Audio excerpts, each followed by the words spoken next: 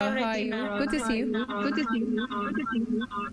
I'm fine, thank you. About contraceptives with teenagers, I'm not saying contraceptives to the teenagers. I think what we should be telling them is the most important thing is abstinence, not giving them a choice of having sex. So I don't think contraceptives is an option. It's like telling them, okay, you can have this and go have sex.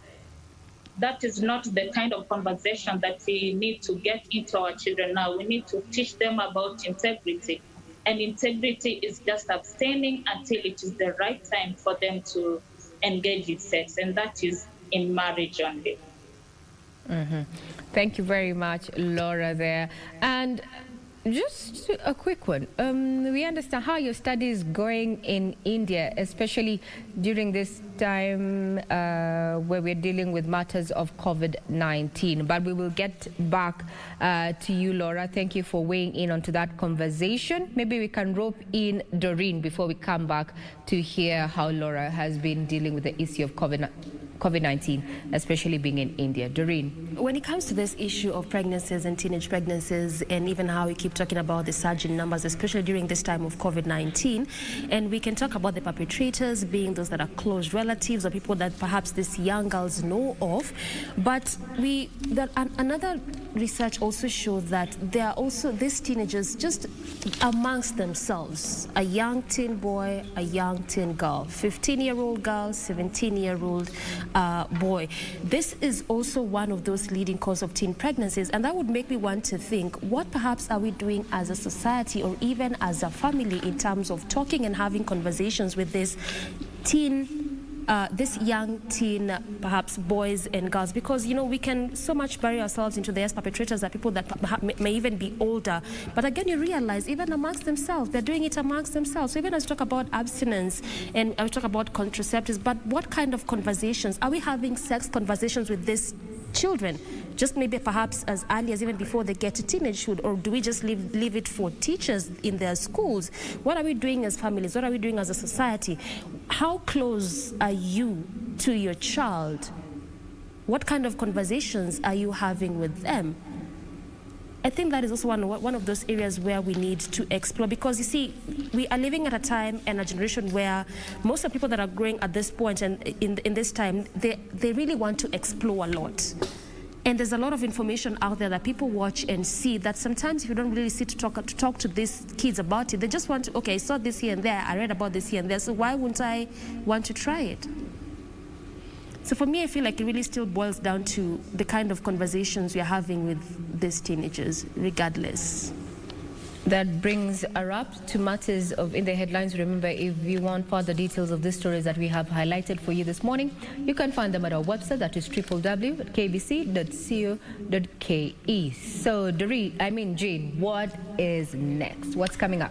Well, you have just given us a taste of what we should be expecting. Remember, earlier on we had mentioned that we're going to be having conversations with our brothers and sisters in India, and most of those who are undertaking their education, furthering their education in India. You've met Laura, and you can see on your screen there are the others. We have about 11 guys on this particular link, and we just want to get the facts of the matter. Social media has been a buzz with what has been happening in India. Some saying that people are dropping dead on the streets as a result of this second wave that is ravaging India. But we have this beautiful lot that are going to be telling us of how things are, what they have been experiencing, especially as international students. So stay with us.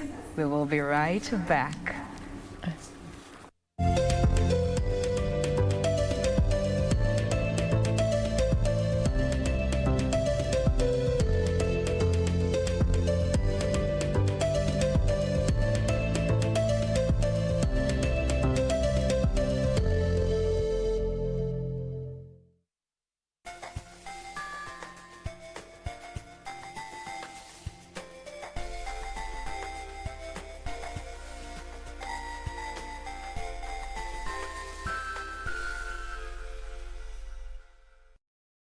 Je, umeomoka?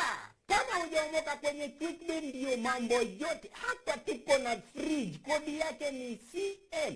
tuko na gas cooker, kodi yake ni CK. Tuko na TV, kodi yake ni TV. Tuko na simu aina ya Samsung ni SM, ama Oppo ni Oppo. My friend, mahali popote unanitazama, eka hizo kodi zake kisha utume kwa 4032353. 4032353. Alafu utakuwa unaomoka na hizi bidhaa. Kumbuka kwenye tupe ni la bora zaidi kwa bei ya chini kwa chini. This weekend on KBC Channel 1. Nampanga pasi ya mwisho ya kitu gani? Sijampa pesa mimi tu. Sijampa pesa safari ya kwanza apoteza. Sijampa pesa safari ya pili apoteza. Nimpe pesa tena akatupe. Ndio. Dada ndio atakali nafasi. Sikia hiyo usimezee mate mwenyewe na wangu. Upo.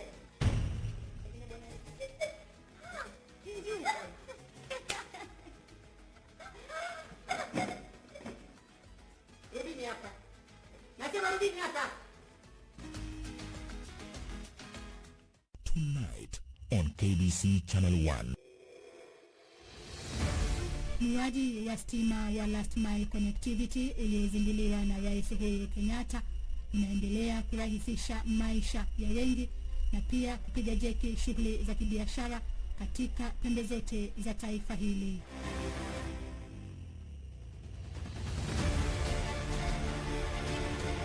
Wiki hii kwenye Project 254 Kama haukuingia ili ndio itende. Cause huku juu kulikuwa kunakaa moshi cause tulikuwa hatuna pesa ya sola. Stima yetu tunatumia kwa hapa dairy. Tunafanya ile tunaita machine milking. Tunapata faida kabisa. Hata subuhi ya hiyo faida.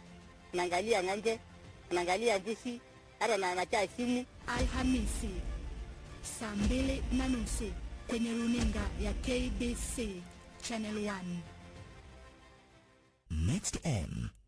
Lakini kuna walimu wengine ambao hawana makini katika kazi zao. Wewe unakukumbusha kwenda kwa klasi wewe na kulipa mshahara. Hata afadhali usiongee. Ile kikiki mwalimu na kichukie hiki. Kwa nini unafanya vizuri? Naelewa nini pesa. Hii natokea, angalia hii. Uko sawa? Mwanzo mabani na logo chini mwingine gani unabani huko kwa nini ndio kwa hadi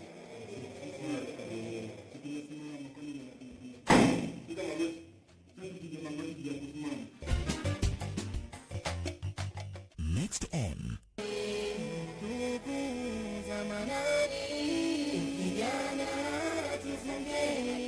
Nina hayo mwalidi na kupatia siha na tuepushe na masia na mambo mabaya. Atujalie tuwatembelee wagonjwa, tuwatembelee majirani.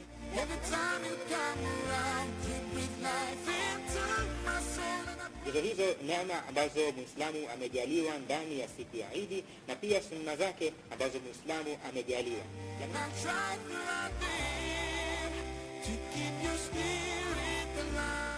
It is not about class or notability, but determination. In the second round, second division Holstein Kia surmounted all odds to reach the semi-finals of DFB Pokal. They now face 4 times DFB Pokal winners Borussia Dortmund. Is there a massive shock in the offing? This is a tie to behold at Signal Iduna Park on Saturday, the 1st of May 2021 at 9:30 p.m. Live and exclusive on KBC Channel 1, your true sports partner.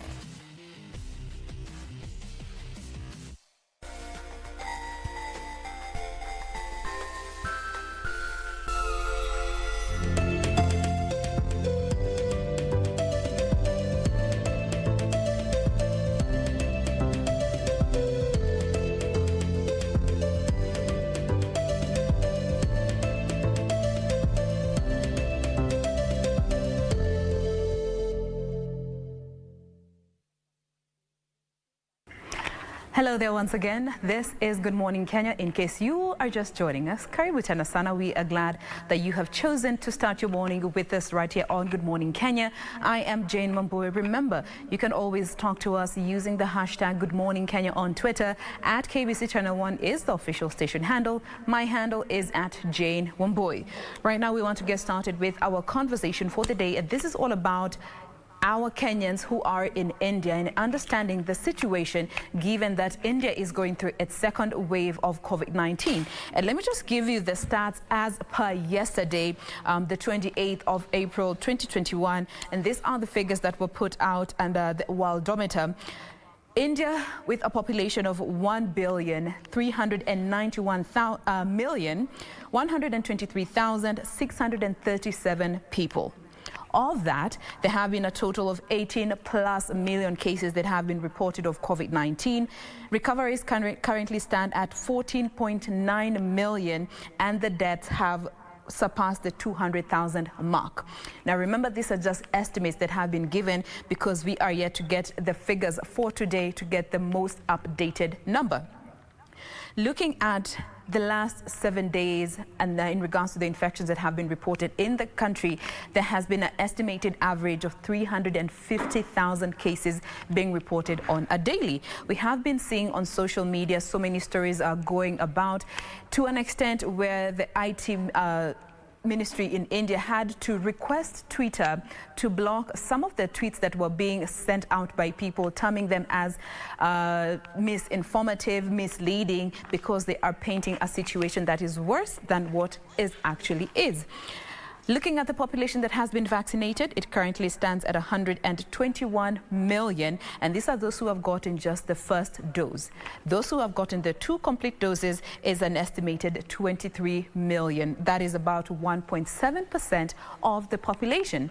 But today we are here with our fellow Kenyans who are in India to just help us understand the facts of the matter, to set the record straight, hear from them. We have so many of them joining us via Zoom this morning, as you can see there on your screen. There they are. We will be getting to to speak with each and every one of them as we proceed on with this conversation. Almost all of them are in different states in India, so we'll get to have an actual feel of what is happening. And I would like to start with Laura Nayera. You had briefly met her earlier on, but we start with Laura Nayera, who is currently undertaking her master's in mass communication. And please forgive me if I butcher the pronunciation of some of these schools and states. My Kikuyu roots will be proudly showing. But nonetheless, I just want to interact with Laura as our first participant in this conversation. Again, she's a master's student undertaking her master's in mass communication in the Haryana state, Kurukshetra University. Iyo wa Kikuyu wetu tungesema Kurugushu. Good morning, Laura. Good morning, Jen. Namaste. Hey, umekuwa Hindi, ushaanza kuongea Kihindi. Nonetheless, thank you for being with us today. How are you doing? I'm doing fine. I can say I'm doing fine. Just tell us a bit about, let's start with your state, and of course, you can maybe pronounce for us your school properly, and just let us know how things are in your school as of now. Okay, I'm in a state called Haryana State, a district called Kurukshetra, in Kurukshetra University. In my district, Kurukshetra, it has recorded at least 15,000 cases of COVID-19, which are not so much, and with 13,000 recoveries and at least 193 deaths. In school, we are basically doing online classes. The school was closed, the university was closed, and only international students are allowed to be in school with strict measures that we are not allowed to go out to school. So far, nothing alarming in my area. I can say I'm safe.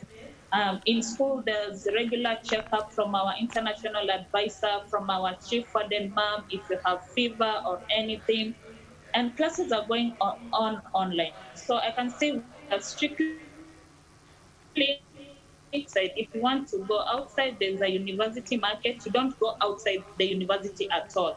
So we are just in school, not going out, and I can see we are safe. So far, so good. Nothing alarming from my area. All right, thank you so much. Stay with us. We'll be coming to you in a bit. Let me now quickly switch on over and get to speak with Charles Mumo, who is a student at the National Institute of Technology, Silchar, taking his studies in electronics and communication engineering. Charles, good morning. How are you doing?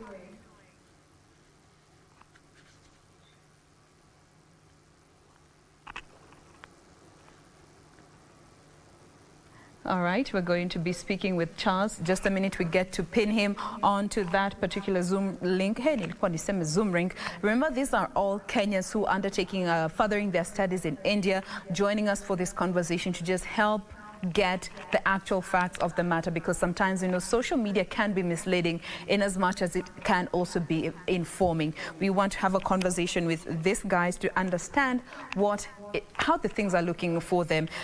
Charles.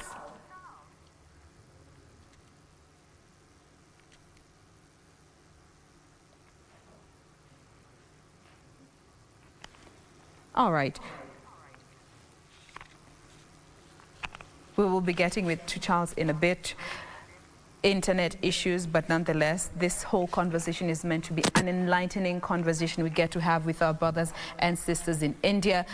From what Laura has told us, it's not an alarming situation where she is. Remember, she is under the international students group who are undertaking their studies there, getting to understand what communication they have been given so far. We did see the embassy come out to say that they are just trying to get all the Kenyans that are in India to register with them at the embassy, leave their names, their passport numbers, their contacts, and the reason as to why they are there, just to be able to ensure efficiency in communicating with them and also getting to know their whereabouts. So those are just the other issues that we're going to try and understand how that has been rolled out in the meantime. But before we get to Charles Mumo, let's have a conversation with Boniface Angatia, who is at the Delhi Technological University, taking his studies in electronics and communication engineering. Good morning, Boniface. Yes, good morning. My name is Boniface, and I'm a student at Delhi Technological University. For me, as of now, the school is closed and the online classes are suspended for a short period of time, even though we were remaining with less than 1 month to finish this semester. So that is all. But we are remaining indoors, like we are not allowed to move outside from the place I am. Maybe, are you aware of the number of cases that have been recorded in the state that you are in? In the state, like not really the exact number, but as of yesterday, there were like over 350,000 cases, the whole of India. But Delhi has the highest number. I have not checked the exact numbers of now. All right. Thank you for that. Just stay with us. We'll be coming to you in a bit to just further on continue with this conversation. Let me get to engage our next guest this morning. Remember, we have a huge panel joining us for this conversation this morning, and I believe we are now going to be speaking with Dominic, who is also in India, getting to know how things are on his end. Good morning, Dominic. Maybe you could tell us how you are doing and the state of things where you are. Good morning. Thank you for having me. My name is Dominic. I'm a master's student doing electronics engineering at Delhi Technological University. So far, so good. We have been indoors since last week.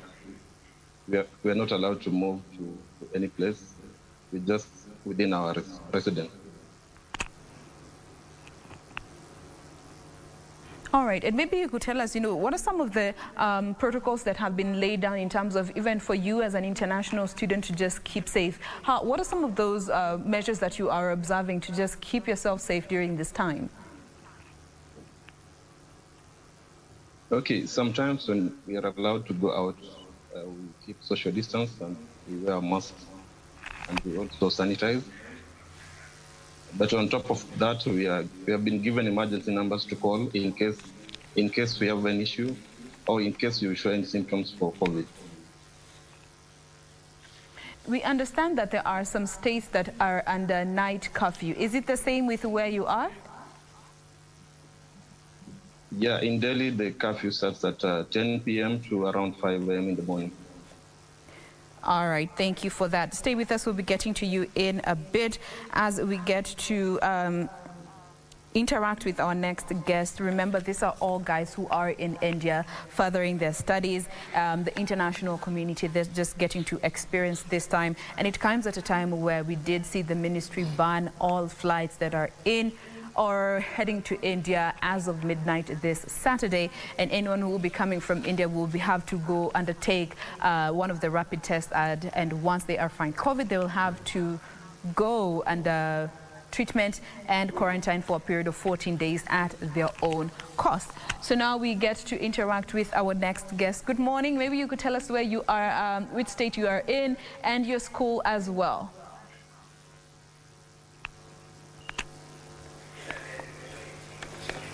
All right, I believe this is Joshua Boyd. Yeah, my name's Joshua Boyd. I'm studying at Dr. Babasaheb Ambedkar Marathwada University. I've been in India for the last 13 years. I'm doing my research PhD in journalism and mass communication. And I'm in Maharastra state, the second most popular state and the most affected state in India. Actually, there are more than 4 million cases for the last 1 year in Maharashtra state.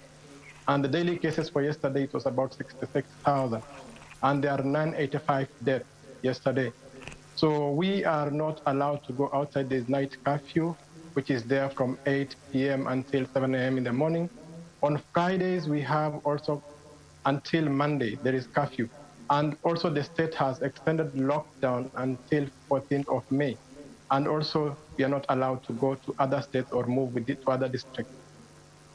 Now, we have been seeing on social media that guys are reporting people are dropping on the streets as a result of this new COVID situation. Is it something that is actually happening, or there could be a lot of misinformation circulating on the social media from what you have seen? Yeah, from what I have seen and what I've experienced, because I've traveled across India to almost 20 states out of the 28 states. And there was a video which was circulating in Kenyan WhatsApp groups, actually, and people are sending to me and asking me, we are seeing a video of a girl dropping in the street, a policeman pushing somebody to an ambulance. And the video actually was incorrect. It was not about COVID-19. The video was about a chemical plant, a polymer chemical plant in a city called Visakhapatnam. That was the video. And I had to rectify and tell people, please don't share the video, because people are uploading on their status and it's downloading, and in the morning they find the video and they're sharing about it. So people are not dropping as the video had shown. All right. Now, you have mentioned that you have been there for quite some time now. Maybe you could just take us through some of the challenges that you have been experiencing, looking at the fact that you are an international student, trying to complete your studies, and then came COVID-19 that sort of halted, and you brought a lot of confusion in how things were normally running. What are some of those challenges that you feel have been unique to you as part of the international students group? The challenges we have been facing actually is about miscommunication. And these challenges, India is so huge. People didn't know about India because it's 5 times bigger than Kenya. And the population of India having around 1.366 billion, which is almost the same population with the whole of Africa. So people don't understand us. The challenges that international students have been facing in India for the long time is about language. Whenever a Kenyan student is applying to come and study in India, they usually think that they'll come and study in English, but most of the schools that they apply and state universities, they study in the local language. So let's say if you are in Maharastra, there is Marathi language. If you are in Tamil Nadu state, there is Tamil language. If you are in Andhra Pradesh state, there is Telugu. If you are in New Delhi and North India, they study in Hindi and English. But the private schools, most of them teach in English. So these challenges have been there. And then the challenges sometimes we face of racism at times. But these challenges, the embassy have been assisting us so that we can be able to resolve these issues. And the issue of also admissions. Admissions in India, I met the president of Kenya in January 11th, 2017. I addressed them when they came to New Delhi. And I told him about the challenges of getting medical seats and engineering seats. And the president assured us that he will rectify on that and he'll help us get those seats so that students can come and study. There are other students who want to come and study nursing. And especially those students who have gotten, in India, you have to get a C+ to come and study in India. And if you don't have a C+, you cannot come and study. And others have decided to come without C+, and they want to study nursing. And I tell them, you must have physics before you apply for nursing. And when you arrive here without physics and you go to a college, and when you are doing exams, some students were expelled from exam room and were told to have physics. So those who are at home should know about that. And the other challenges that Kenyans face is about the medical tourism. Those patients who are coming to India without knowing much about India.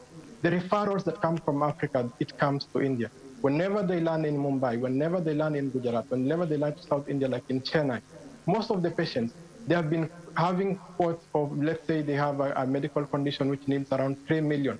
And then they reach there, they arrive in the hospital, and then there is language barrier. And then they'll find these people from some African countries, which I cannot mention.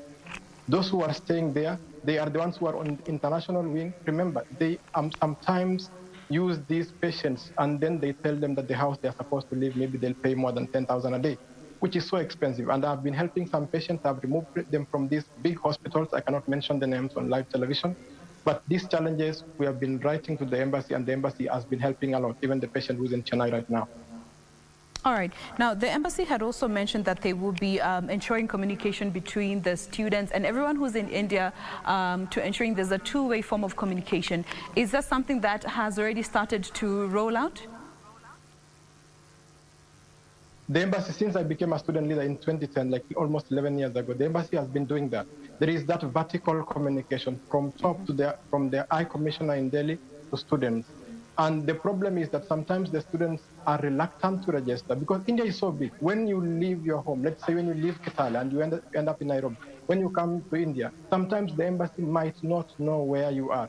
So we are requesting all Kenyan students that the embassy have been communicating, and we have WhatsApp groups, Kenyans in India, Kenyans at India, the Indian family, those who are studying in India before, they link us up, and we link them to make sure that the Kenyan students, they register in the embassy when they land, and they have the mission's number in the embassy. So the embassy will be knowing wherever they are. All right, awesome. Stay with us, Joshua. We'll be touching base with you once again. Remember, he has just given us some bit of clarity in regards to that video that has been making so many rounds on social media. That is from a past incident, and it's not the actual situation of what is happening in India. In as much as there have been medical appeals from people on social media who are allegedly based in India, that particular video is not a reflection of what is happening on ground. We are now want to engage our next guest before we get to take our first break this morning. And this is Isaac. Yes, this is Isaac, also a student there. Good morning, Isaac. How are you doing this day? Good morning, Jen. How is Kenya?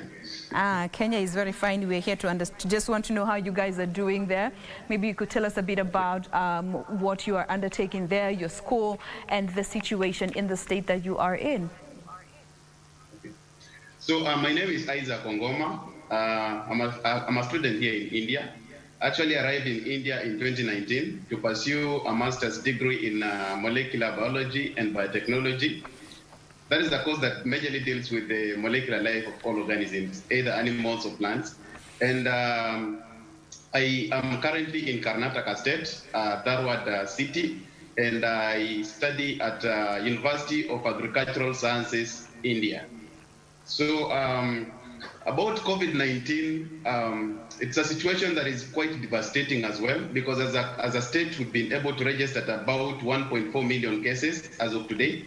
But at least we've had a number of huge recoveries of about 1.04 million who have been able to recover. As a city, Dharwad City, where I actually reside as of today, we've registered about 29,000 cases, which is not that huge number as other cities have registered. Mm-hmm. But one thing I would also want to inform the public is that I want to let them know that we are actually we are safe. We are taking all precautions that we've been advised by the university, by the government of India, and that have been issued to us about masking up.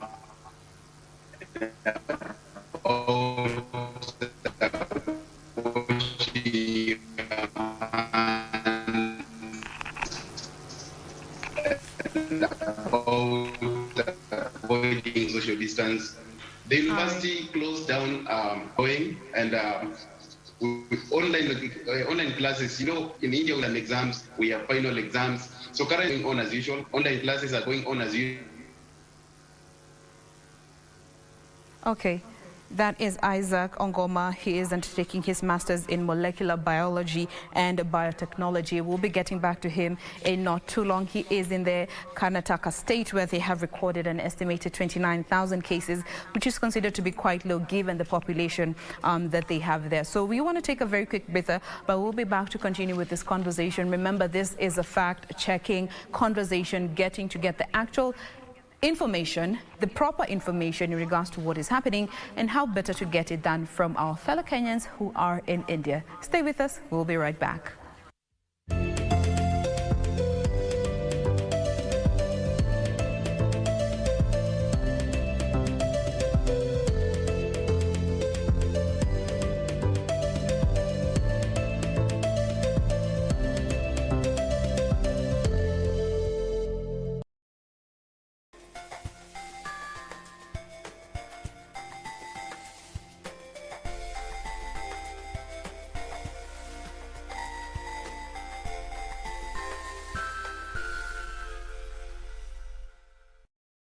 Je, umeomoka? Kama hujaomoka kwenye treatment ndio mambo yote. Hapa tuko na fridge, kodi yake ni CM. Tuko na gas cooker, kodi yake ni CK. Tuko na TV, kodi yake ni TV. Tuko na simu aina ya Samsung ni SM, ama Oppo ni Oppo. My friend, mahali popote unanitizama, eka hizo kodi zake kisha utume kwa 4032353. 4032353. Alafu utakuwa unaomoka na hizi bidhaa. Kumbuka, kwenye tupi ni bila bora zaidi kwa bei ya chini kwa chini. Next on. Awe kazi yako nini hasa? Kabla uniite mjuzi, mzee wako anachona kaya. Basi ukimwona waona kaya na wanambilika. Unakwenda mpaka kwa mke wangu wewe. Kufanya nini? Mzee, kufanya nini wewe? Kitamani yangu. Ninamuona na mbona tuheshimu kadamu na karatasi kisele hii. Hata ni hiyo tatu. Hiyo. Kati na nani babu? This weekend on KBC Channel 1. Michelle, what did you do to annoy Kinyanjui this man? This woman alone, such a melodramatic idiot. I am a woman, eh? An idiot woman. Sit here. Okay. You did not how to make I am when I am finished with you. I am talking to you. If you feel this job is proving to be very challenging, I would suggest that you just remove the sun. Better, step down. You know, this is almost like a comedy training class. I mean, you people are so funny. Thank you very much, Nairobi. That wasn't meant to be a compliment. Classmates, every Saturday on KBC. This weekend on KBC Channel 1. Nampa nafasi ya mwisho ya kitu gani? Sijampa pesa ni YouTube. Sijampa pesa safari ya kwanza apoteza. Sijampa pesa safari ya pili apoteza. Nimpe pesa tena akatupe. Ndio. Dada ndio atakali nafasi. Sikia yeye simezee mate na nini na langi. Ipo.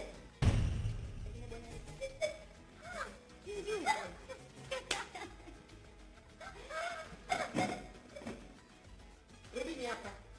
Nasema rudini hapa.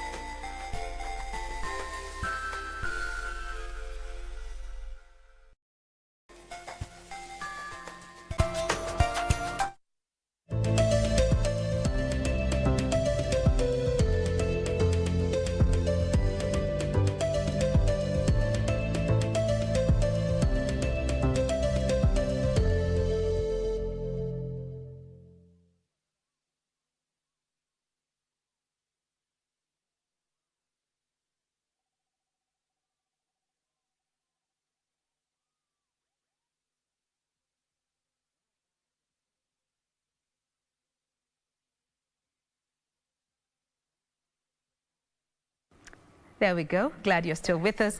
We pick up from where we left off in regards to our fellow Kenyans who are in India, furthering their education, getting to know how things are, how their studies are coming along, and what the actual situation is on the ground. All our guests are joining us via Zoom, different states in India. And right now, I just want to introduce our next guest. This is Gideon Mwendwa, who is a student at the National Forensic Sciences University, undertaking his master's in digital forensic and information security. Good morning, Gideon. Good morning. Habari ya 254. 254 tuko salama. Pengine wewe waendelea vipi? Mimi niko chonjo na miss Ubosuma. Yeah. Soon coming, soon coming. Maybe you could tell us how things are, how your studies coming along given the COVID situation in the country? Thank you for having me. I am Gideon, as you said, from a National Police Service officer at Gujarat Forensic Science University in Gujarat State. The situation here is that the confirmed cases are 524,725. The active cases are 127,840. The deaths are 66, 56, and we have a recovered number which is 390,229. Where I'm staying, that is Gatinagar city. We have 78 active cases, 7 deaths, 20 have recovered, and the cases which are active are 51. What I can say is, yes, we have. What is being evicted out is there that we have a lot of cases in India, not knowing that the number is so big. And India has 28 states compared to Kenya. India is a very big country, unlike Kenya. Then about the cities, you can see most of the affected cities, most of the affected places are the big cities like Mumbai, Delhi, and the city at my place, that is Ahmedabad, which has an active number, which I've said, that is 390,209, then you would accept that the numbers which are being given compared to what we are seeing outside there, it is not the actual number. All right. Now, I'd like to understand in regards to your studies. I understand in some states, of course, physical learning has been halted, but there's some who are continuing with online studying. Is that the same case with your school? Yes, the National Forensic Science University is taking virtual classes currently. All the Indian students were sent home.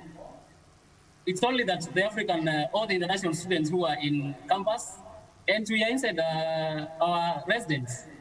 Okay. What was the situation for those who were not living within the school premises, the hostels, and they were part of the international community? They are still quarantined at their places. They stay indoors. If someone wants to go maybe to the market, we'll mask up, social distance, keep safe. Those are the measures that were required of you? Yes. Even in the campus, the international students are at their hostels. They are keeping safe. Classes are online, so people are taking care of themselves. Actually, Kenya needs us. We want to come back safe. All right. Now, just stay with us. We'll be coming back to you to just further understand what is happening where you are as we get to queue up our next guest, that is Samuel Mandela, who is an IT lead at IAC RAISE and also taking his studies in data science and business analytics. As you have heard, different states have different figures, and of course the major cities are the ones that are most affected. But let's just get to speak with Samuel. Hi Samuel, how are you doing today?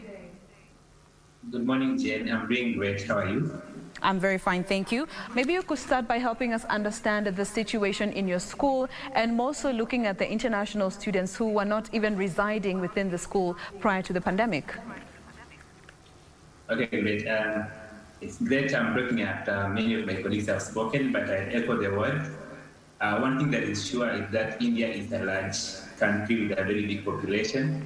And personally, I've been actually looking at the statistics on on a project level, my thesis is based on COVID data. And looking at the numbers and just comparatively, just mentioning a few facts, you discover that the actual infection rate in India is less than 0.1, up to date from 0.1%. Like if you compare the 18 million of total infected cases to the actual population of 1.4 billion, that's a very small percentage. On a wider scale, as someone mentioned, India's population is almost like the whole of Africa. So it's true there is a lot of cases from one single country, but one single massive country. That's what comes out clearly. Coming to my state where I'm staying currently, I'm in South India, that's Tamil Nadu. Yeah, we've had one of the highest states, I think, among the top 5 or 7, I'm not sure about the ranking, with around 1.1 million cases so far. But out of this, I think the recoveries are way above 1 million now. Yeah. So the active case will be around 1 lakh is 100,000, with around 100,000 or so. In my specific district, I'm in Coimbatore City. The thing that has come out clearly in this second wave is that the numbers are really high. We are having about 660 cases a day in this city compared to last year. A similar time we were having about 60 cases. That's like 10 times more, which is like the same state across all states in India. So with this second wave, you can see the numbers are really spiked. Even when I was looking at the graphs and handling the data, and it was flat this way, but then I keep going up this way. So it's really an alarming rate. But yes, the numbers are there and they are going high. But the good thing is that we are taking precaution and Kenyans are safe. I can say Kenyans are safe. Coming to the international community here in India, personally, I live in an apartment where it's full of international people from all countries. Around 15 or so countries in the same place. And it's like a gated community, I can say so. We live together, we play together, we work together and everything. So we're taking all the measures available.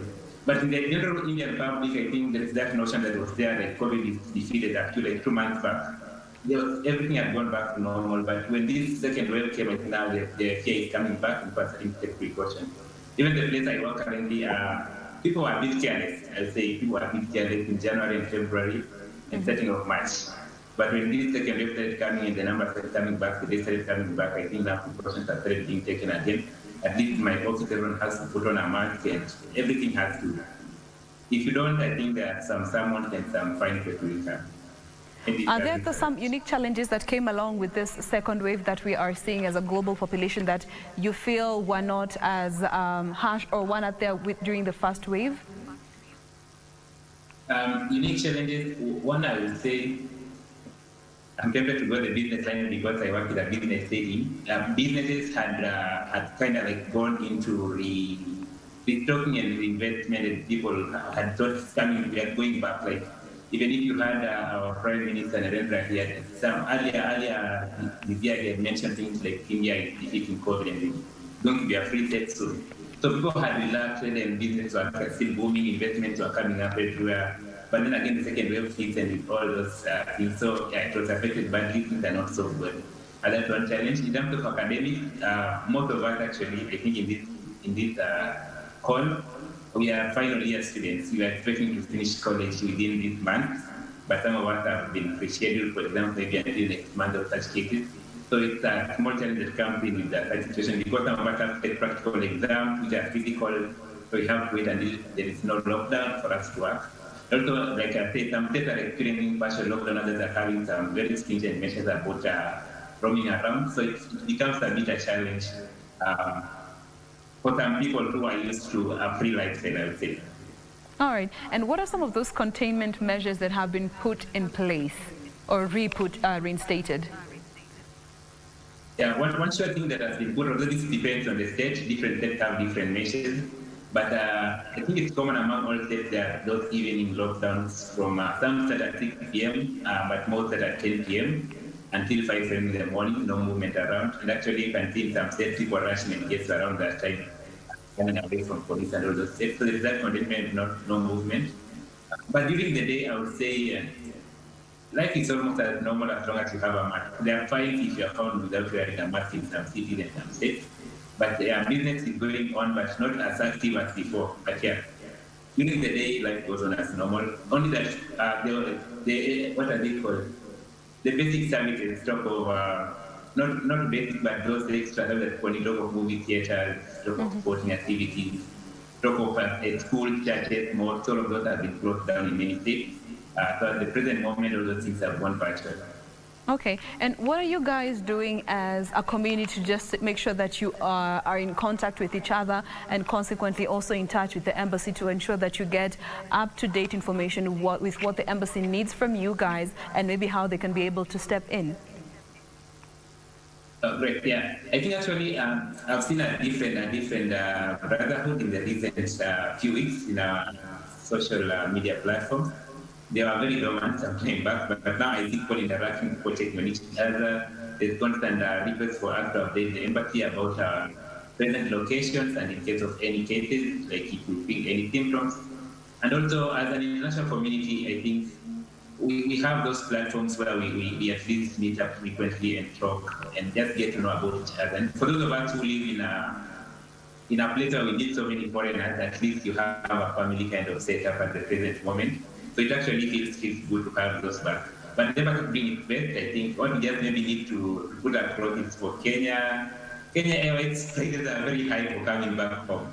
Some friends of us may want to fly back home and Kenya Airways gives us a plan, but they are saying it's 80,000 Indian rupees, somewhere close to 120,000 Kenyan shillings for a flight. And then people need to check out just to mention some flight fees. But yes, we are trying to be that brotherly to everyone, check on each other. There are no more simple things, but they mean a lot, especially if you're in a foreign country. All right, stay with us. So continue staying with us. We'll be touching base with you once again. As now, let's just get to pin our next guest, that is Charles Momo, who will be joining us in a bit. Let me just see. Yes, we want to speak with Charles Momo, who is a student at the National Institute of Technology, Silchar. Again, forgive me for butchering some of these pronunciations. He will be giving us the proper pronunciation, who is taking his studies in electronics and communication engineering. Charles, how are you today? Yes, ma'am. Good morning. I'm fine. Thank you. Awesome. Maybe you could start by telling us how things are in your school in terms of studies. We understand physical classes have been halted. Some institutions have had to even pause online studying. What is the situation in your school? Okay, after the offline class was suspended last year, we started online classes from April last year, and we have had online classes up to now. All right.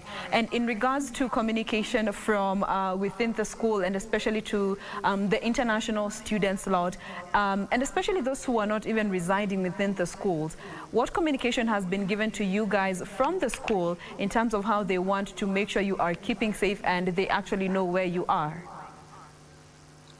Okay, ma'am. First of all of us stay in the hostels. Okay. And again, we are not allowed to leave the campus. We are only allowed to stay in the hostels, no going out. And for any kind of communication, we use mails and WhatsApp messages. We have a WhatsApp group and other messages are shared through email. Now, what other containment measures have been put in place, especially within your state that you are in? I understand you are in Assam. Aside from the restricted movement, which other containment measures have been put in place? Okay, ma'am, we have a night curfew starting from 8 p.m. to 5 a.m. And again, for places of worship, only maximum of 25 people allowed. For final rites, a maximum of 20 people. And all other like business places, they have to close by 6 p.m. All kind of shops except medical shops. All right. Now, in regards to communication from the embassy, is this something that you guys have already received, or you are yet to get that through your schools or with the groups that you guys have formed through WhatsApp? We got some communication last week, but this was only for like obtaining our details. We were supposed to send our details to the High Commission of Kenya Daily, but anything else, like we have not got any other communication from them. It's only the they wanted to get our details only. All right. And are there any challenges that you feel are unique to you as part of the international community that may not be as, resonating with the rest of the population and especially with this second wave? Not really. Not really. Yes. All right. Thank you for that. Just stay with us. Do not leave the Zoom. We'll be back with you in a bit. We now want to speak with Bernard Otota, who is a master's student at Kursheta University, undertaking his master's in chemistry. Bernard, how are you doing today? Good. I'm doing fine, Jen. Thank you for having me.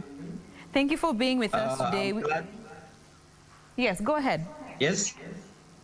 Yeah, I was saying that I'm in Haryana state, and as you know, Jen, Haryana is just 200 kilometers from Delhi, where the virus has hit very hard.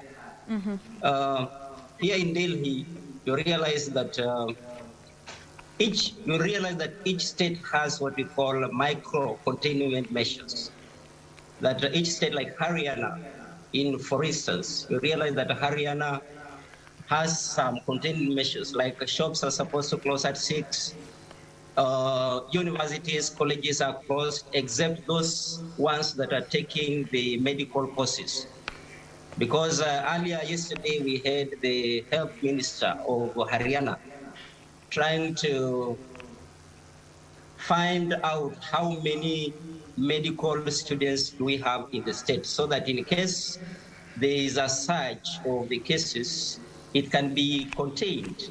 And as you realize, Jane, India is having a large population, and most of the population, most of the people are asymptomatic, and you can't be able to know until some other time, because you realize that with the population and people being asymptomatic, that is likely to at least enhance the spreading of the virus.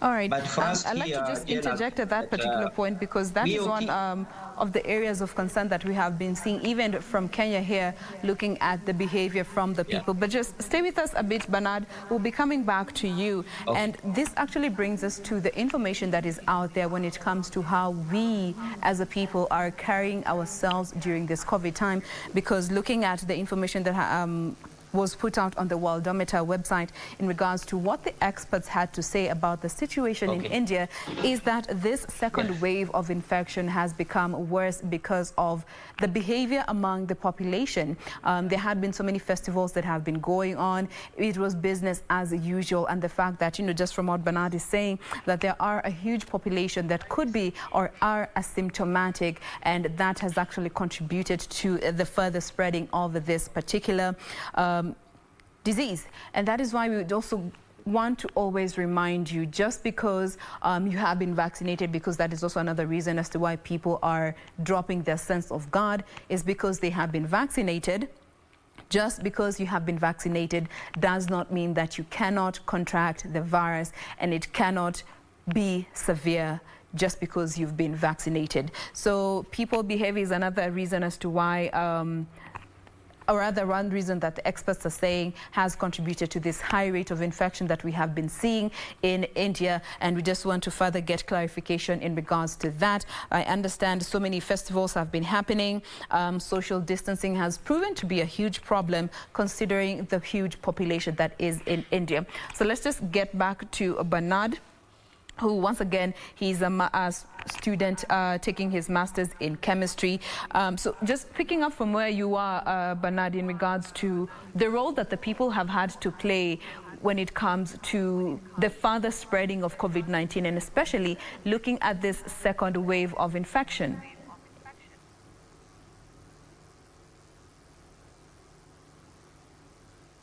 What I'll say is you realize that with the large population, and people being asymptomatic, there's a lot of movement. And when there's a lot of movement, there's that spreading of the virus. So by the time, and sometimes you realize, Jen, that with the testing isn't done, let's say, immediately. So it has to take some time. You can go get tested, you wait for results for some few days. And at that time you are asymptomatic, you don't have the signs, so you assume that you are COVID-19 free. So once you move in party gatherings, you are going to the market, you are going many places, interacting with so many people. So you realize that the virus will spread at a very high rate. And what are some of those containment measures that have been put in place where you are?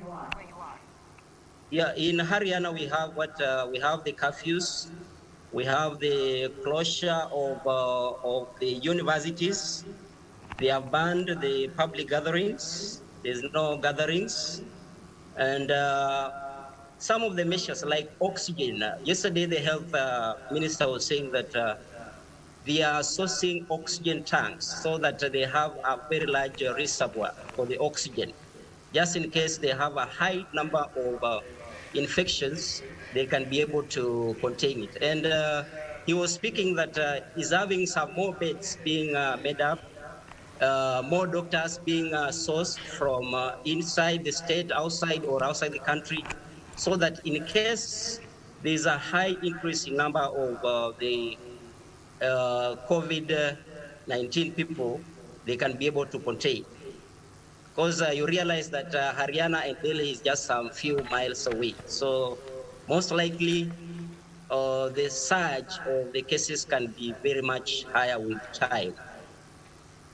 All right. Now, we have been seeing a lot of misinformation, and especially on the social media platforms in regards to what is happening, and consequently sending a lot of, frustration and fear to your relatives and your family back here at home.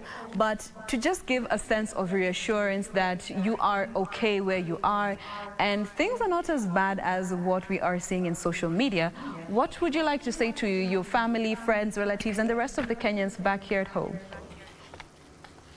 Yeah, what I was saying is that you realize that in media we have what we call people are looking for views, and sometimes when you are getting information to the people, you have to give a clear and authenticated information. Sometimes you realize that some of the clips that have been going on around the social media platforms, some of them are not true. Some of them are from movies. Some of them are from previous years when the COVID-19 had not started. So as media people, when you are laying the information, stop disseminating the fear to the people.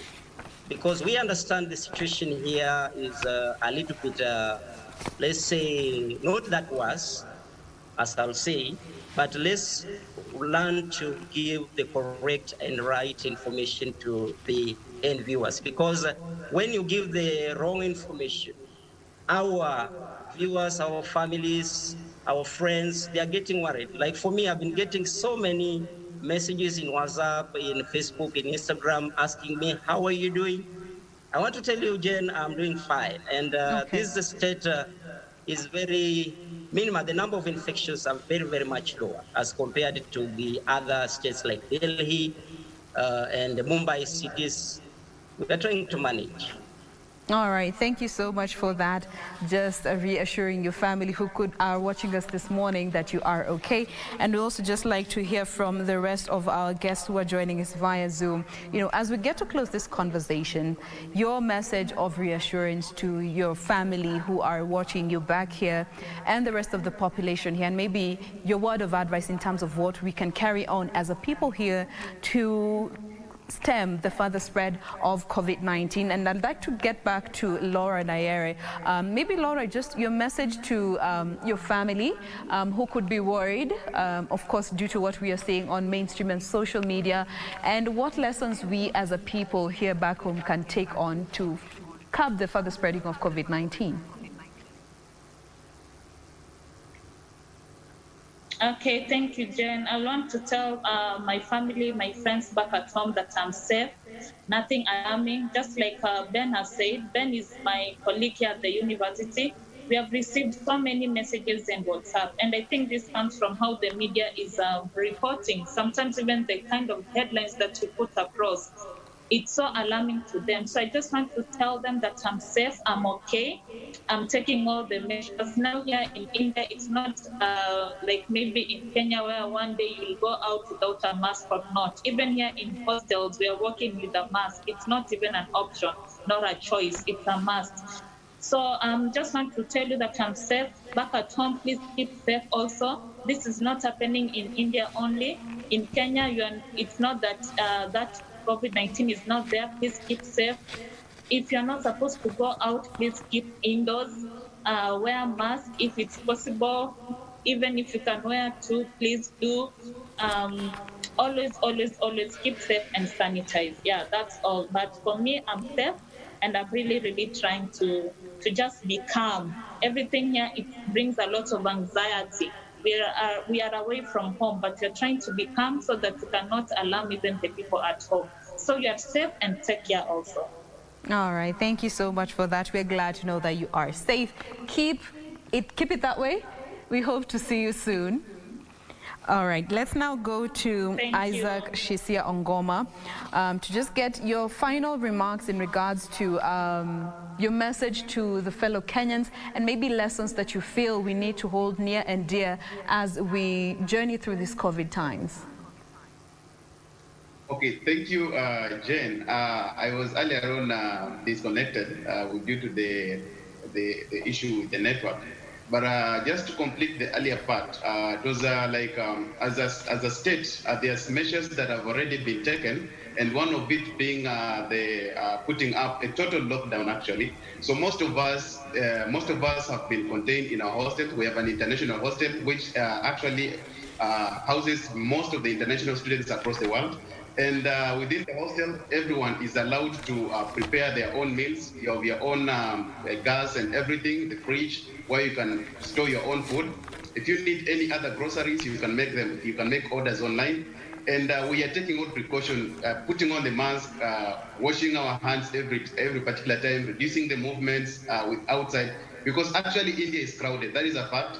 And as well, there are people outside there who are also not putting on masks. So if you happen to move outside the hostel or outside the university, you are able to increase the risk of exposure. And also the buses, they're also crowded. So the most important thing as we as the international students, what we do, we normally stay within our hostel. So if in case we want to make any arrangement to go out, we hire taxis as well, and they are able to pick us right away from the hostel. And as a state also, there are activities that are actually being prohibited, some of them being the schools. So we actually doing the online schools, colleges, institutions, and gyms, cinema halls, they have all been locked down. And the government is very serious about this, about the lockdown.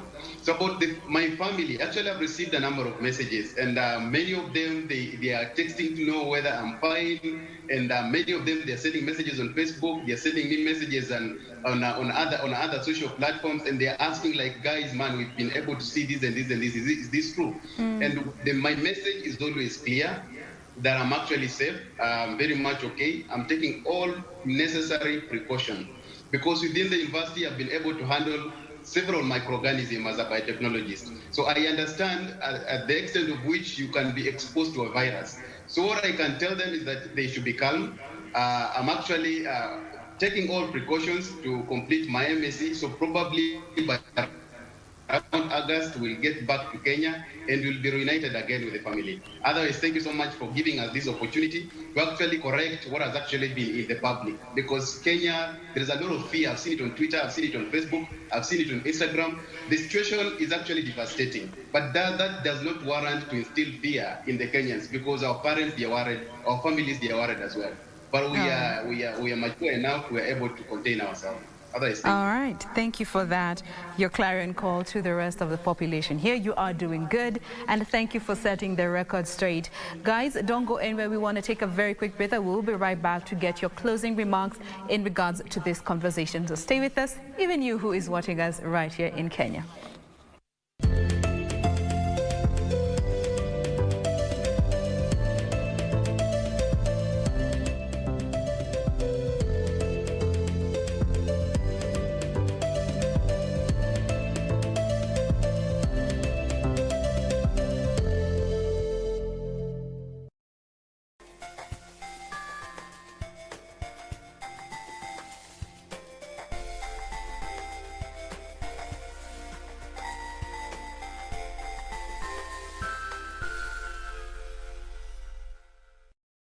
Je, umeomoka? Kama hujaomoka kwenye Quickbit ndio mambo yote. Hapa tuko na fridge, kodi yake ni CM. Tuko na gas cooker, kodi yake ni CK. Tuko na TV, kodi yake ni TV. Tuko na simu aina ya Samsung ni SM, ama Oppo ni Oppo. My friend, mahali popote unanitizama, eka hizo kodi zake kisha utume kwa 4032353. 4032353. Alafu utakuwa unaomoka na hizi bidhaa. Kumbuka kwenye Quickbit ni bila bora zaidi kwa bei ya chini kwa chini. Tonight on KBC Channel 1. What happened? Bella? Bella? Bella, I'm really worried for the show. I'm telling you, his life is in danger. Will the conflict's prediction turn out to be true? Will Ashok go away from my life forever? But how? There are only two people who know how to speak Greek. Queen Mother Haryana and Syama. We will have to end this right here. Wait. My revenge has not even begun and you are telling me to end it right now? Tonight on KBC Channel 1.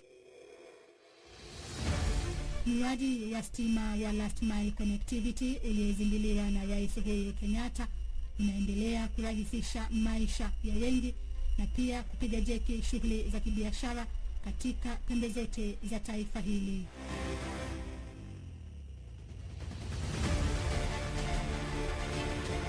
Wiki hii kwenye Project 254. Kama haukuingia ili ndio itende. Cause huku juu kulikuwa kunakaa moshi cause tulikuwa hatuna pesa ya sola. Stima yetu tunatumia kwa hapa dairy. Tunafanya ile tunaita machine milking. Unapata faida kabisa. Hata sivusha hizo faida. Unaangalia ng'ombe, unaangalia mbuzi, hata na anacha simu. Alhamisi saa 2:30 kwenye runinga ya KBC Channel 1. Next on. Awe kazi yako nini sasa? Kabla uniite mjuzi, mzee wako anachona kaya. Basi ukimwona waona kaya na wanambilika. Unakwenda paka kwa mke wangu wewe. Kufanya nini? Mzee kufanya nini wewe? Kufanya nini? Ninamuona na mbona nakisimu? Kadamu na karatasi kisendo hii. Hata ni hiyo tatu. Hiyo. Hiyo tatu ya nani babu?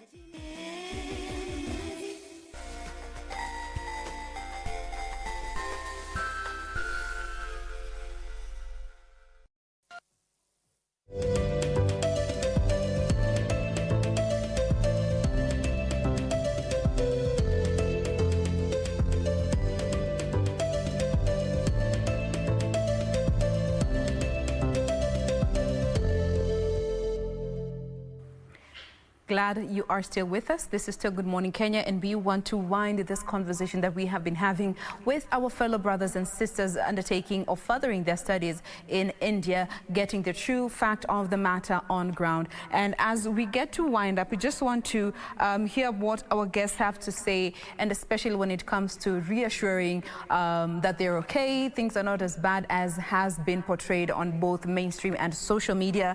And right now, let me just get the last words of Joshua Boyd. Maybe Joshua, you could give us your closing remarks in regards to this conversation and even your message to the rest of the Kenyans. Remark to this session is that the embassy has worked actually and helped us for evacuation last year, and also this year they are ready, they're on standby. But one thing that has not happened is from Kenya Airways actually.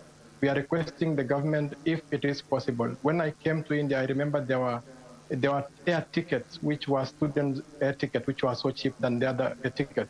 So we hope that the government will bring back the student fare. The Kenya Airways will bring back the student fare. And again, those who are in India, I urge all the students, all the patients, all the girls who are in India, and the business leaders who are in India, that you register with the embassy so that the embassy can facilitate and help you if there is need to go back home. And a message to those who are in Kenya. There are news websites actually which are spreading rumors and are having alarming headlines. Please just go to the media house, which is mainstream media, so that you can get news from the mainstream media. The social media is spreading rumors so much. And about those who are in Kitalet, my family, I thank them for being good to me. The Boyd's family, my mother actually died of COVID-19 on 7th of April, and she was buried. I was not able to go back to Kenya. She lacked oxygen. I can tell Kenyans, if you can double mask, wear double mask. Don't take Corona lightly and don't say that Corona is not there. The conspiracy theories are there about 5G and other things. Don't spread rumors about conspiracy theories. Wear double mask. If you get chance to get a vaccine, get the vaccine jab, and you'll be able to come out of it. And don't run away from Nairobi to other places that you are running away, and then you are posting on social media that you ran away from the government. You are running away, you are going home to spread coronavirus to our parents, to our grandparents who are at home. Just imagine my mother was in Cherangan and she got coronavirus. I didn't expect that to happen to me. And now I'm just like without parents. So I urge Kenyans, take it seriously. And whenever there is communication to the government of Kenya, from top to bottom, there is this issue of communication. Miscommunication is there. There is mass communication from mainstream media. There is miscommunication from social media. And there is political communication. There is religious communication. So there is mixed communication, which is miscommunication. So the people should listen to scientists. Talk to your doctor, listen to your doctor.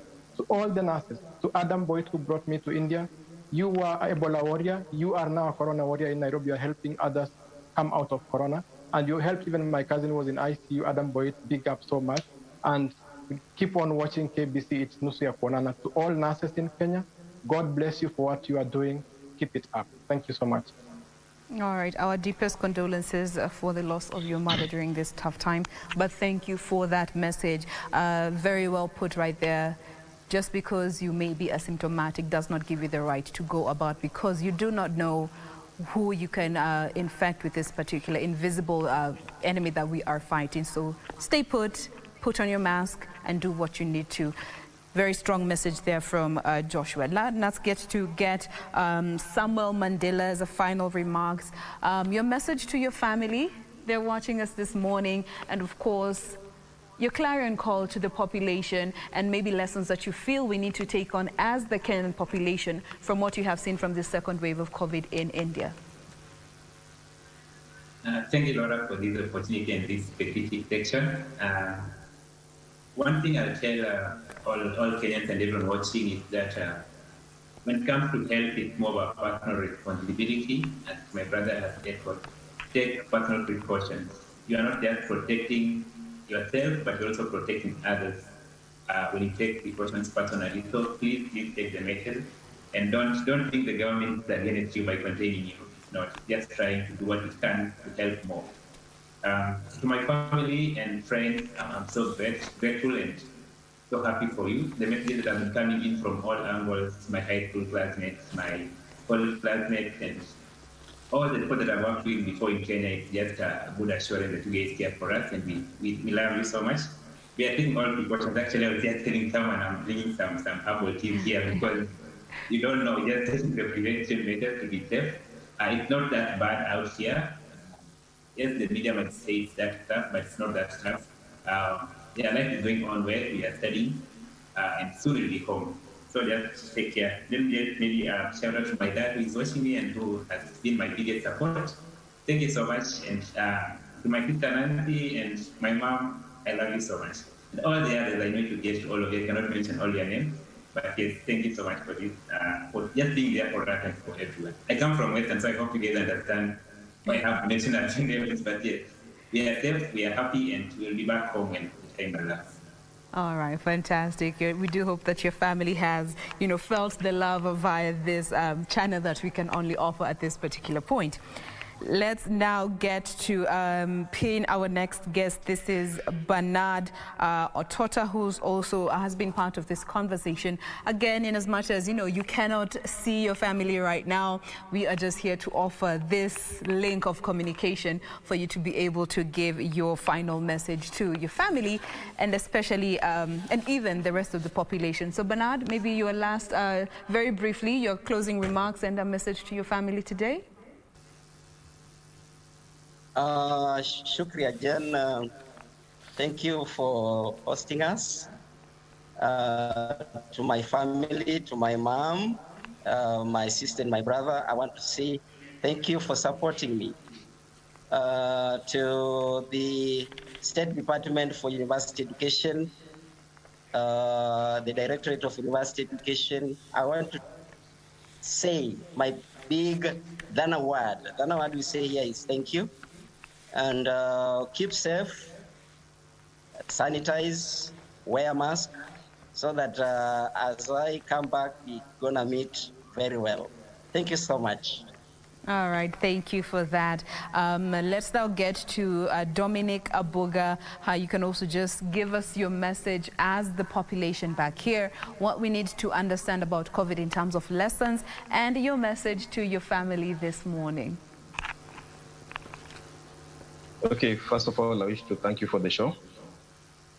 My advice to all the viewers is that COVID is not a joke.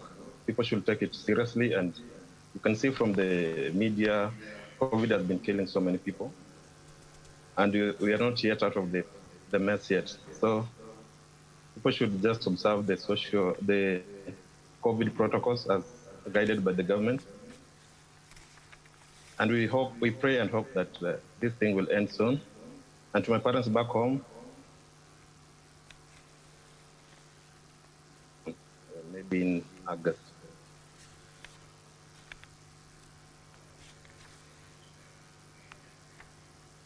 All right, we are still just trying to stabilize that link. Hatutamaliza mpaka salamu zifike, and there we are back. Maybe you can take that again. Ulikuwa umehang kidogo. Okay. Okay, my advice was for the viewers. Hope you...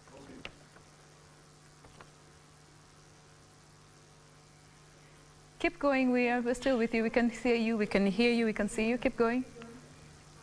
Okay, my advice was for the viewers to observe the COVID protocols and follow all the government guidelines. Mm-hmm. And from my family back at home, I'm very safe, and the university is concerned about our safety. And we hope like in 1 month or 2 months' time we'll be out of this place, because I have my defense in less than 4 weeks from now. And I hope to see my family back home, maybe in June or July. All right, thank you for that. Now let's also get the closing remark of Boniface Ngatia, who has also been part of this conversation. Again, we cannot wind before we get to hear the final remarks, their message to their families, and also we as a population, what we can learn from the second wave of COVID-19 that has been in India. Boniface, maybe your final message to your family today and us as a population. Okay, thank you, Jen. And my one word to Kenyans is that do not panic because of us. We are observing the necessary protocols set by the governments, and we urge all of you to do the same. And we are grateful for our parents who are in touch with us for the past 2 weeks, supporting us in every possible way, be it emotional, financial, or any other way. And my final word to the people is that I think the main reason why Indians are dying is not because of COVID-19, but not getting treatment for COVID-19. So that is, I think that is the main reason why they are dying, because their health infrastructure is somehow overstretched. So that is it. Thank you. All right, thank you very much. And finally, our final guest today, last but definitely not least, this is Charles Momo, who is a student at the National Institute of Technology, Silchar, undertaking his studies in electronics and communication engineering. Your message to our viewers today, and of course, your family, to just reassure them that things are good and you are okay, staying safe as best as you can. Thank you once again, Mom. I want to assure my family, my friends, and for the one that I love, that I love them and I am safe here, and I hope to be back in Kenya after maybe after 2 years, yeah. But everything is okay here, I am safe. So thank you so much, guys, for making time to be with us today. We thoroughly appreciate all of you. We wish you all the best as you continue on with your studies, the different forms in which they are coming right now. continue staying safe, follow the health protocols. We can't wait to have you guys back home. So stay safe. We're looking forward to having you guys back home. So, Not yet. Yeah. Okay, man. Not yet. Tungoje umalize. Yes. Gideon. Oh, hujamaliza kutuma salamu? Yes, I've not spoken my last bit. Ah, la, la, la, la, la, la, la, la. There you go. Address the nation. We apologize. Yeah. Go for it. This is Gideon Mwendwa. Yes. Go for it. Okay, fine. As a police officer, I had an interest of knowing what the police officers here are doing.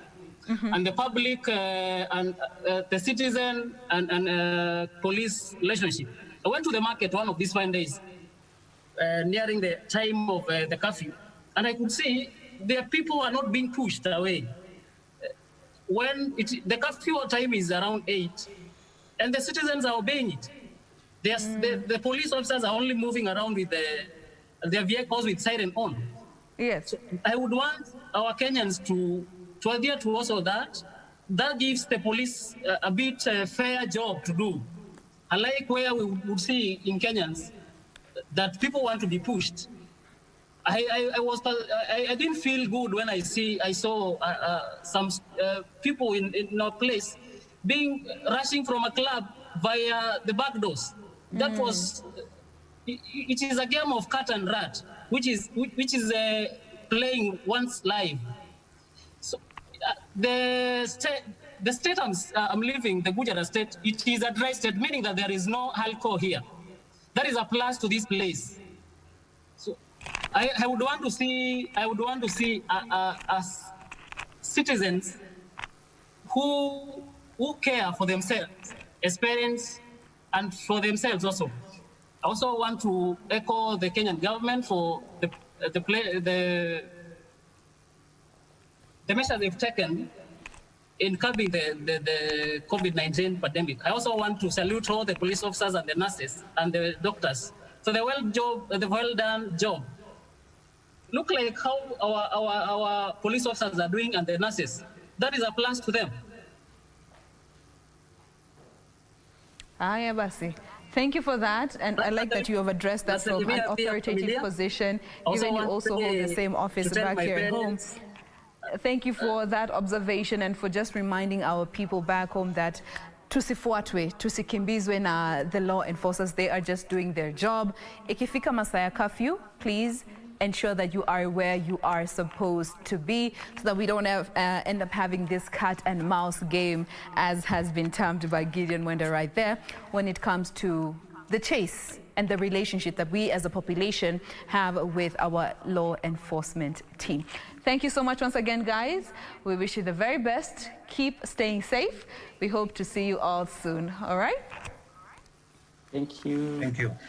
All right, there we go. That brings us to a close of this conversation. Once again, this was a fact-checking situation, getting to understand what is happening from our very own brothers and sisters in India and get the actual fact of the matter, so that we avoid this misleading information that we have been seeing more so on social media. Thank you so much for staying with us. And with that, we are not yet done with Good Morning Kenya. We have so much more coming up in a bit, so do stay with us.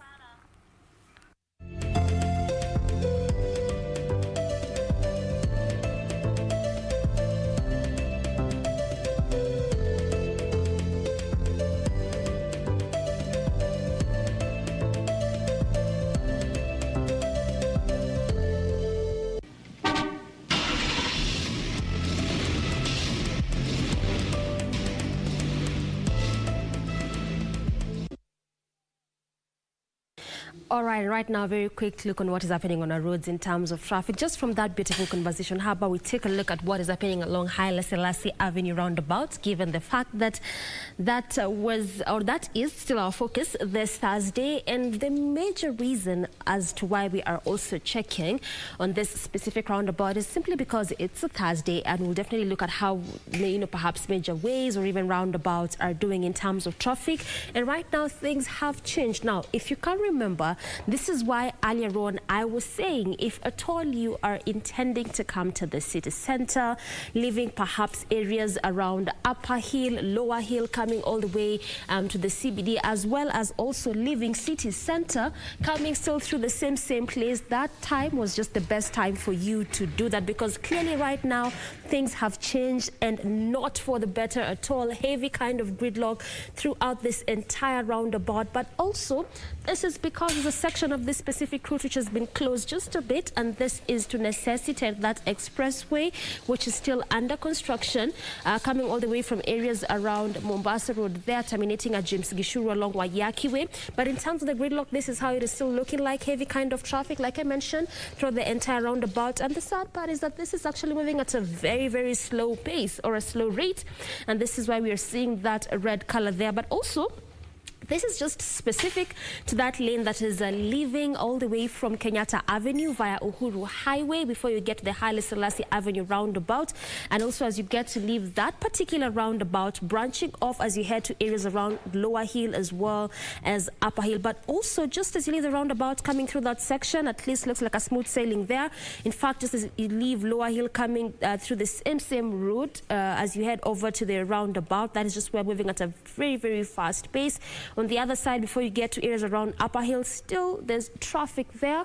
Yes, but again, manageable kind of traffic. Look at that difference in color, that the orange color, they're just clearly indicating traffic is still there, but moving at a pretty fast pace. But again, as you leave areas around Upper Hill, still coming as you head over to areas around Kenyatta, still leaving the same area, going all the way to Ngumo.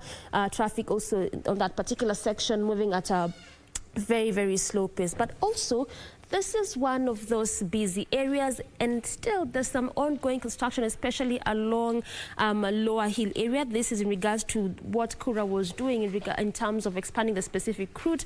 Part of what had remained there was just to ensure that NMT was put in place, especially around this area. This is the pedestrian walkways as well as the cyclist lanes. Just continuing to show you that on most of these roads, like I mentioned all the time, could be in Nairobi or even beyond, they're trying to ensure that they also make it easy for cyclists as well as pedestrians, in as much as they could be either rehabilitating or even expanding those specific routes. Coming back to traffic, still the same situation there. Nothing is changing.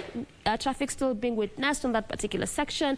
At least it looks like it's opening up just a bit, but altogether still traffic being witnessed. But as you leave Upper Hill coming to the city center, still through the Haile Selassie Avenue roundabout, yes, there's still a bit of traffic, but this has just changed right now. And again, this is why I keep saying that traffic changes every single second. Look at this as you leave the Haile Selassie Avenue roundabout, coming through Uhuru Highway before you get to Kenyatta Avenue on that section. Yes, there's still a bit of a gridlock, but at least manageable kind of traffic. This has just changed right now from that red color to the orange color.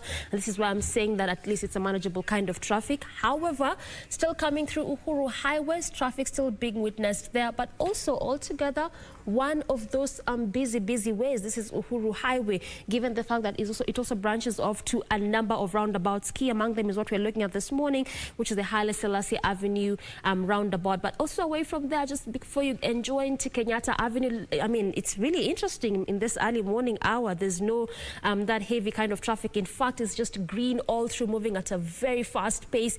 And this is a stretch between the Kenyatta Avenue roundabout and the Haile Selassie Avenue, but also around the Kenyatta Avenue there, you know, heavy kind of gridlock on that particular section, as well as you get to branch off heading to the city center, and also leaving all the areas around Valley Road, coming still through the same route as you get to that particular roundabout there.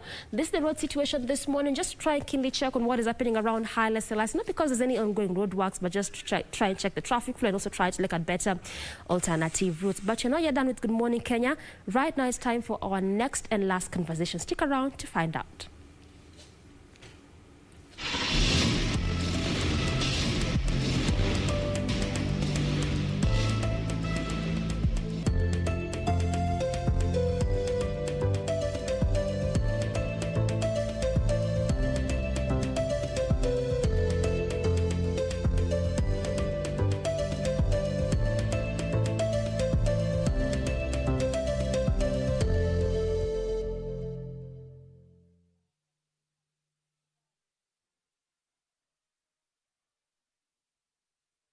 All right, time for our last conversation on being on a Thursday. It's Entertainment Thursday, so we get to talk more about gospel music in this country. And this morning, just focus on the challenges they are in. And on set, I'm joined by Dan Mogore.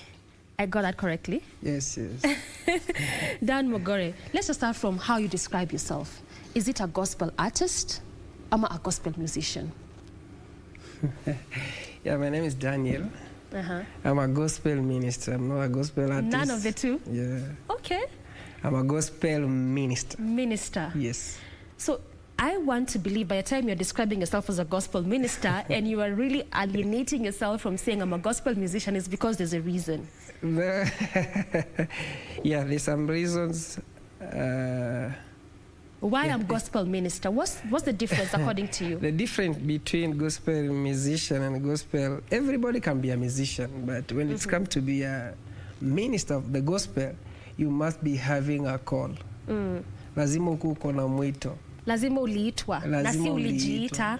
Kwa sababu kila mtu anaweza akawa mwanamuziki. Kwa hiyo naamini kwamba kujiita gospel minister, it means you have a calling. Yes. All right. Yes. So you have been in the industry for a while. Could even be more than 6 years. 6 Very years true. And Very even true. beyond. But the way in which you released your songs, like in breaks. After 6 years, the next time umekuja tena ni 2 years ago, the next time umekuja ni 4 weeks ago. Why the long time in terms of how una release your content? Because there's that aspect we keep talking about. Lazima wasanii wakuwe consistent. Consistency is very important. Yeah, it's very important. For me, kwanza kitu napenda kusema sorry for my follower and your fans. Because kuna time nilirelease ngoma alafu nikaenda silent like, let's say like 6 years. That is a long time. Yeah, it's a long time. This is after your first song? No, after like my 4th song. Wow. Yeah. And you went silent for a whole 6 years. Silent kama 6 years. So ni kwa sababu tu ya mambo kadhaa. Kuna verse inasema in the book of Psalms 25, kuna mali Bible inasema kwamba although you shall pass through the valley of shadow, you shall not fear death. There's a time I went through a lot, mpaka nikakani kama na give up na music. But kitu kimoja nashukuru Mungu ni kwamba hata ujapopita kwenye hilo bonde la mauti usiogope. Kwa sababu utatokea tu ukiwa mshindi. As long as uko na calling iko, gift haiwezi isha. As long as uko na calling, gift inaweza isha, but ukiwa na calling utarudi tu.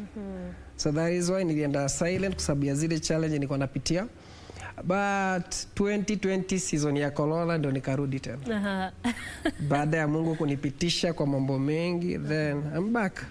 Here I am. Okay. And nazapenda tujue, because the way we're trying to say is that when it comes to music and even art as a whole, unapata many people complain that the issue with most artists, and this cuts across by the way, is that the consistency factor. Now fans or people that even follow you sometimes may not understand any challenge gani huyu msanii anapitia yenye saizi hawezi toa ngoma, ama saizi hawezi toa this film, hawezi toa this movie. So maybe make us understand what was that was going, you know, that you are going through that made it so difficult for you to even release songs. Napenda kuweka wazi kwa waimbaji wengine, nategemea pia na mazingira yenye uko. Depending na where you are. Sometimes unajua watu na-assume kwamba kila mtu maybe ukiwa mwimbaji every time unataka kurelease ngoma na kila time uko tu sawa. Kila time uko tu sawa. Watu na-assume tu hivyo. But many artists they are going many artists they are going through many challenges. But wengi wao waongei, wananyamazia tu kwa sababu pengine anaona nikisema watu watanielewa aje. Lakini kuna mazingira mengine utajipata ukashindwa hata kugrow, ukashindwa hata kufunction vizuri. Wengi tunajipata kwa mazingira, pengine unajipata kwa mazingira ya kama mimi mazingira yenye nilijipata. There's a time nilijoin church, sitaitaja, mention hapa. Kuna time around 2014, there a church nilijoin. Mazingira haya yako yananiruhusu kukua. Okay. Both spiritual, physically, so nikawa kuna kitu ina move. Niko tu, I'm trying to do something but hazikui ziko tu. nikijaribu maybe hata sina ile hamu ya kwenda kurekod, niko tu naimba tu, but hakuna kitu ina move. So pia mazingira yenye yuko huko kama msanii, especially kama umeokoka, because we are fighting a lot of things. Watu wasifikiri tu ni kuimba tu, tunaimba tu, especially kama unaimba gospel ya kweli, lazima utapatana na challenge ambazo utapatana na shetani mwenyewe akikuinda. Like kama mimi nimeface shetani mwenyewe akiniwinda kutaka mpaka kunimaliza maisha yangu. That's why wakati kuja 2020 kuimba wimbo yangu ya uzuri wako, nilikuwa najaribu kutestify kila ambacho Mungu ametenda kwa maisha yangu. Kwa nimepitia a lot, kwa hiyo miaka kama 6 nikiwa nimenyamazia. I went through hell. So we can agree that challenges are actually there. Now being an artist or a musician, si tu release songs na kuimba artists sometimes for the sake of the fans. Also your mental well-being is also very important. Another thing pia inategemea. Unajua unategemea unaimba kwa nini? Unajua kuna watu wanaimba kwa sababu maybe umepushiwa na mafani. Ajua pia mafani wakiwa ndio wanakupush uimbe, utakuwa unaimba ili wafurahishe wao. Lakini ikiwa ni mwito, unamsikiliza pia Mungu. Ndio maana lazima ikuwe calling. Kwa sababu lazima akupatie message. Kuna message tu unaweza ipasa ukijua hii season inataka hii message, hii season inataka hii message. Na pia kuna wakati wa kutulia pia. Si kila wakati unatoa muziki. Okay, now let's come to your music. Kama Wewe, was it your first song? Kama Wewe, no. No, it my first song ilikuwa Usiwe Mbali. So tell us a bit about Kama Wewe, because from even what I'm seeing on the socials, at least hiyo pia ndo wimbo ambao pia your fans wamefurahi about it. They just encouraging you about that song as well as different other songs. But tell us a bit about that specific one. Kama Wewe ulikuwa ni wimbo wa kumsifia Mungu tu. Kwa yale mambo maybe anatenda. Wajua Mungu ni Mungu tu, yani atabaki kuwa Mungu. Haijalishi kile kinaonekana, haijalishi ile hali, haijalishi kama season yenye tuko, Mungu atabaki tu kuwa Mungu. Iwe uko juu iwe uko chini, Mungu anabaki kuwa Mungu. Yaani hakuna kitu inamshtua Mungu au kumdunisha au kumrudisha chini. He remains God. So this was just about Kama Wewe ilikuwa tu ni kuelezea tu habari za Mungu. Hakuna kama yeye. Hakuna kama yeye. Okay, so what goes into your content process creation? Because unatuambia hii Kama Wewe specifically ilikuwa tu kumsifu Mungu, kumshukuru Mungu na yote yenye ambayo ametenda. So nini ambao wakati unakaa kuandika nyimbo zako, ni eti mazingira ambayo umejipata, ni kutoka kwa neno? For you as a person kama minister, what exactly goes into that process? For me, kuandika ngoma zangu zote zenye mimi huandika, naweza andika ngoma. Kunajua kuna kitu moja pia watu hatujielewa about gospel music. Kuna kategori ya nyimbo. Unaweza kaimba wimbo kumu-encourage mtu, azinaweza imba wimbo kuku-encourage wewe. Like kama kuna wimbo niliimba unaitwa Subira. Ilikuwa ni wimbo tu wa ku-encourage watu. Ile kitu una go through, unapitia mashida nini, bado Mungu anakupenda, vitu kama hizo. Lakini ikija kwenye wimbo wenye nimefanya of late, huo pia ni wimbo wa testify. So kuna nyimbo katika gospel hii ambayo tunasema gospel lazima iandamane na neno la Mungu. Kuna nyimbo ambazo nimeimba zinaambatana na neno la Mungu. Na pia unaweza ukasema unaimba gospel lakini mtu akisearch kwa maandiko zile vitu umeimba haziko. So mimi mara nyingi nyimbo zangu zinatoka kutokana na Bible. In the Bible. In the Bible. So it could be a encouragement, from the Bible, very but true. At the end of the day, at least the message is out there. Now, kwa mtazamo wako, because when tunasema at least you've been in the industry for a while, and as much as you took a break, do you feel like that is one of the things that is lacking? Like unapata, people will say, especially for most gospel, let me just say artists wa saizi, wanaimba tu because I'm a musician, I think I'm talented, I think I can sing, so let me sing, whether it actually has a message or not. Hiyo si shida ya huyo msanii. Nadhani kitu naweza sema siwezi kuwalaumu, ni mazingira. Ni mazingira.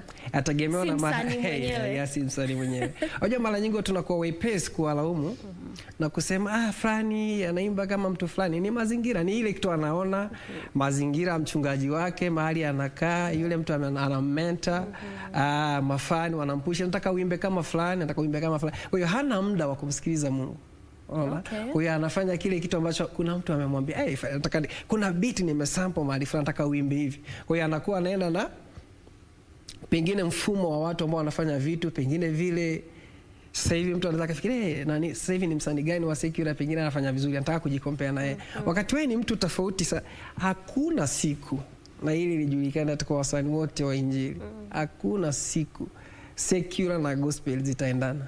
Hakuna siku, hivyo ni vitu viwili tofauti. Okay. Unaziko different. Kwa hiyo unakuta wanamuziki wengi wanakuwa na pressure nyingi na pupa, kwa sababu hawana muda wa kusoma neno, wanataka kusikiliza. Pengine kuna mtu anampushi fanya kitu fulani, nataka uwe kama wewe, au nataka pesa, au nataka jina.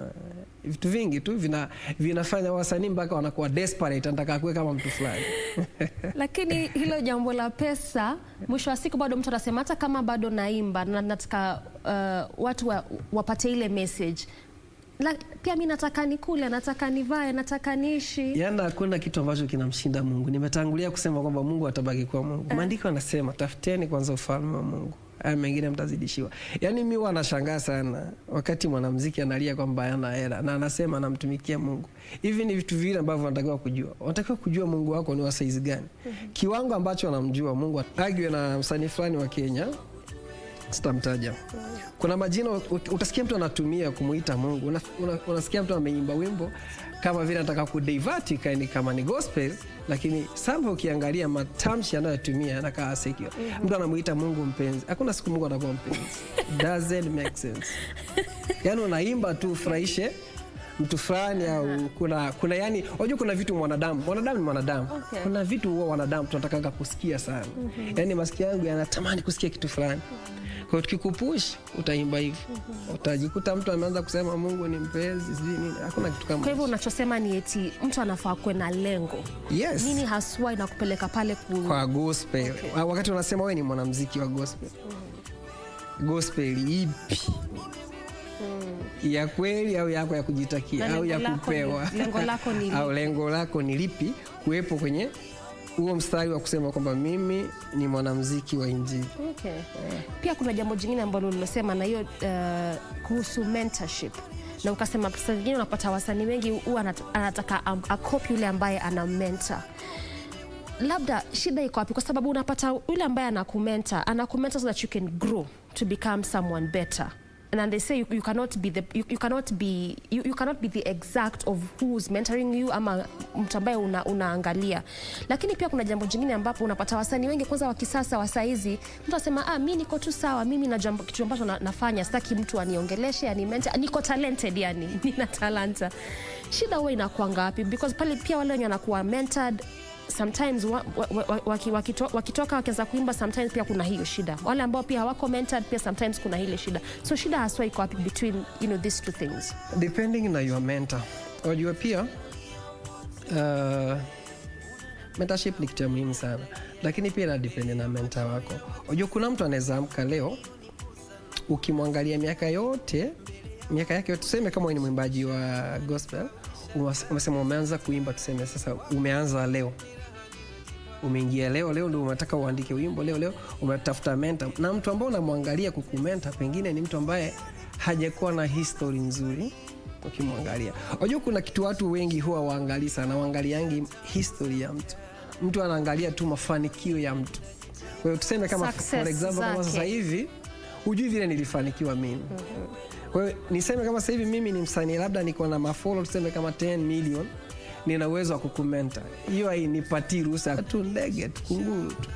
Kwa Mungu anaweza kutumia njia yote tu kusustain mtu. Inategemea bado turudi pale inategemea na pale umeweka mawazo yako. Unajua kuna watu wengine waliingia kwa muziki akasema sasa muziki ndio pesa tu, itakunaleta pesa. Sasa show zimekatwa. Hakuna kwenda show, hakuna kwenda nini. Sasa unarudi hakuna kwenda hata kanisa sasa. Sasa umebaki wewe na Mungu wako na nyumba yako. Okay. Sasa itabidi urudie tu ile Mungu, mwambie Mungu sasa fanya njia nyingine. Na ndio maana kila saa umeshinda kusema inaanzia wapi? Na Mungu. Asante sana Dan. Thank you so much for coming and talking to us about your music, your journey, and also what artists need to learn and know about this industry. Asante sana. I appreciate to have you. Okay, and this is where we bring this conversation to a close. From me and on behalf of the entire team, we say thank you so much for watching. Till next week, have a lovely morning. I leave you with Dan's latest song. Take a look.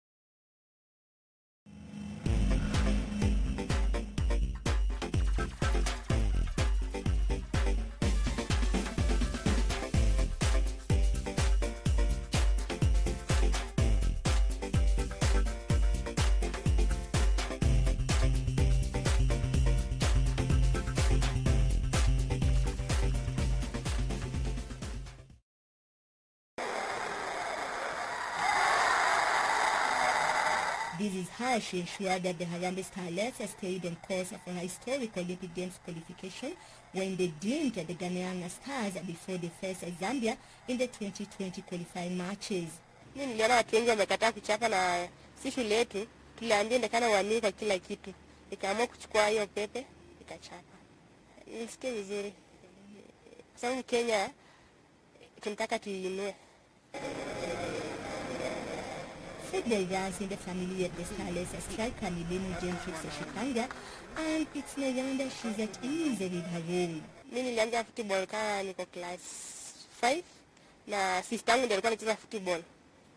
Nikaonanga tu anaenda training, mimi nikimfuata, wananipatia ball yangu kando, mimi nacheza peke yangu. Akaanza tu kuniambia tuende training. Hivyo ndio nikamfuatanga ndio nikaanza kucheza football. Hata wazazi wangu wakanisupport. Nikaenda nikamfuatanga hata coach wao akanichukua. Kaanza kutrain kwa. The team sports saw her traverse the country as she showcased her talent in various school games. Nilikuwa nasoma Shipalo Primary School.